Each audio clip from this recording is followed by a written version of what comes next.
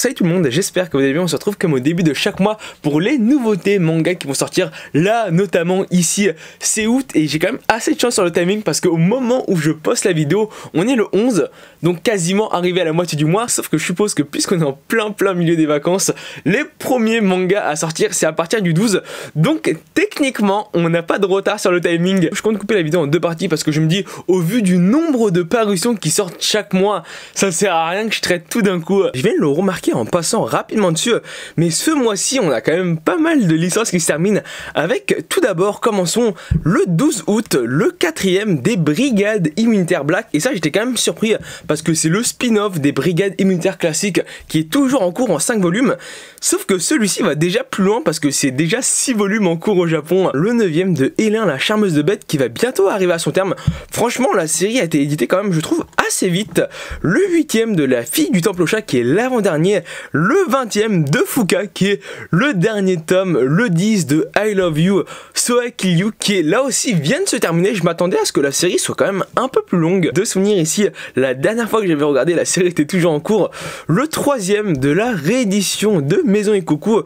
Le 13ème et le dernier là aussi à sortir de Make Me Up. Ça on m'avait dit que la série normalement devait être un peu plus longue, sauf que vu qu'il n'y avait pas eu d'adaptation animée, et bah ça s'est terminé un peu prématurément. Le 8ème tome de Prison Lab, et ça c'est l'une des seules licences en cours actuellement que je suivais chez Panini parce que j'ai les 7 premiers, mais je pense pas m'acheter le 8ème parce qu'ils sont juste trop chers à 8,99€ et la série elle est pas incroyable. Le 6ème de Kanta Kagimetakin, le 14ème de Senseiya épisode G, là aussi chez Panini à 8,99€. Franchement, la quasi-totalité des spin-offs de Senseiya sont quand même assez moyens, donc là j'ai pas la série mais je compte pas du tout me l'acheter.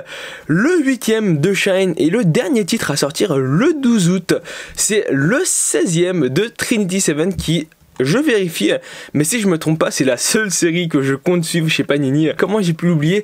Non, il y a aussi Demon Slayer, plus un autre titre dont je me garde un peu la surprise pour la prochaine vidéo. On arrive sur le 13 avec deux titres que j'ai trouvé très intéressants. Le Full Metal Alchemist Derrière la porte de la vérité. Alors moi je pensais de base que c'était un roman, mais en fait c'est une sorte de databook géant. Ce livre de Third Edition rend hommage à Full Metal Alchemist en compilant toutes les informations essentielles et en analysant en profondeur les grands thèmes de l'histoire, et il est quand même à 24,99€. Ça doit être le premier databook d'un manga que je vois aussi cher, mais au vu du prix ça doit être quand même un sacré pavé avec du papier glacé et des images couleurs à l'intérieur, suivi de quelque chose que je viens tout juste d'apprendre: Naruto Hachette Collection, le volume 1. Donc pour ceux qui ne connaissent pas, c'est un peu dans le même format que les One Piece Log. Je les ai toujours dans ma collection, donc je vous montre un peu un exemple, mais vous pouvez voir que c'est un grand format. Il est toujours sous blister parce que de base ça on peut pas l'acheter en librairie, je crois qu'on est obligé de prendre un abonnement. Le problème qui se posait avec les One Piece Log, et je pense que c'est la raison du pourquoi du comment,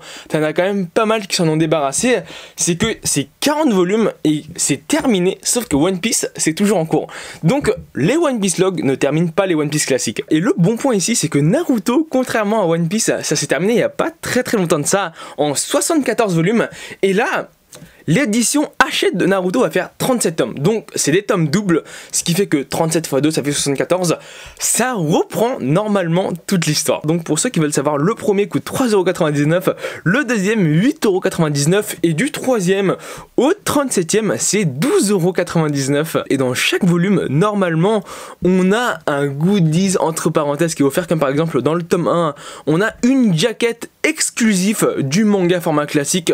Dans le tome 2 on a, si je me trompe pas, c'est un poster. Dans le tome 3 encore une jaquette exclusive, et dans le tome 4 encore un poster. Franchement je sais pas trop quoi en penser parce que même si je suis un amoureux des grands formats, le papier est pas d'une qualité tip top, et surtout le grand problème c'est que on n'a pas de couverture sur les volumes. Et ça me pose quand même un peu souci.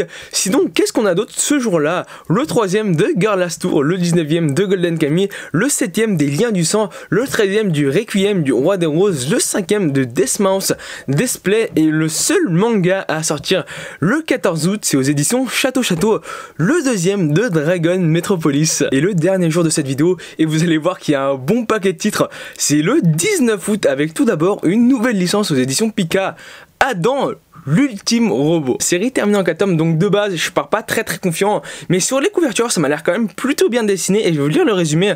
Guerre mondiale, pollution atmosphérique extrême, extinction de masse, à ces calamités qui s'abattent sur la Terre s'ajoutent désormais les psychés, de gigantesques créatures volantes d'origine inconnue qui attaquent l'humanité tout entière depuis l'espace.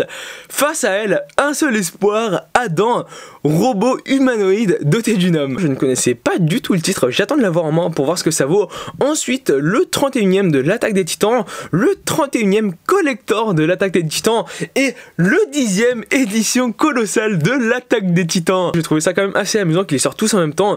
Le 24e de Black Clover, le 10e et dernier de Blue Giant, la saison 1. Et parce que du coup il y a la saison 2 qui arrive, Blue Giant Suprême, le volume 1, le 3e de l'édition 20 ans de Chobit. Et là, c'est une nouvelle licence aux éditions Doki Doki. Ils sortent les volumes 1 et 2 en même temps, si je me trompe pas.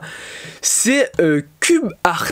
Et je viens de vérifier, le premier sort le 19 août et le deuxième sort le 26, donc il y a une semaine de décalage. Élève en classe de seconde, Takuto est invité à essayer la version bêta de Cube Art, un nouveau jeu vidéo en 3D auquel seuls les lycéens japonais ont pour l'instant accès. Alors ça c'est quand même précis. Lycéen japonais. Grâce à un casque de réalité virtuelle, il s'immerge dans un monde entier constitué de cubes, mais à la suite d'un bug, Takuto et ses camarades se retrouvent coincés dans le jeu. Ça fait clairement penser à SAO, mais dans un délire un peu Minecraft. Sur le synopsis, on sera d'accord que niveau originalité, on a quand même vu un peu mieux.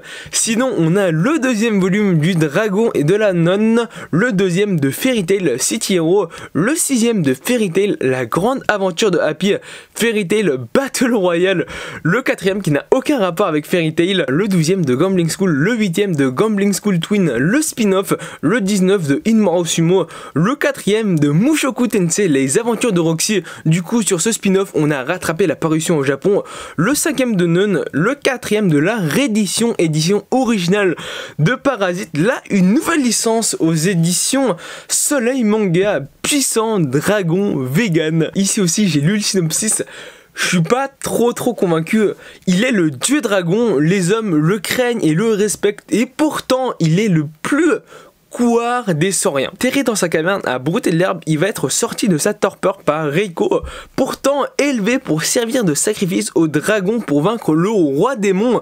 Ne manquant ni de courage ni d'aplomb, elle va lui mener la vie dure pour qu'il aide à vaincre les créatures qui menacent son village. On a une petite planche pour voir le dessin, mais quand j'y pense maintenant, s'il y a un moment et que c'est pas trop long, il y a un combat entre le roi des démons et le roi des dragons, ou plutôt le dieu des dragons.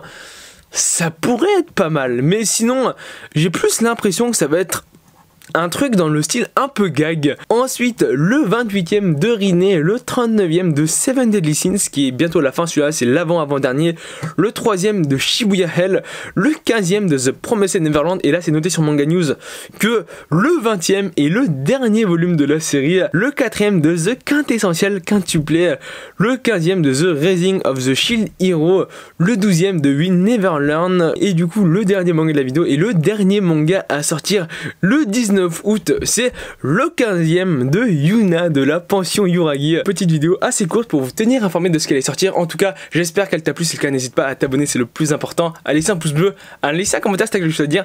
Je te dis à la prochaine. Allez, salut!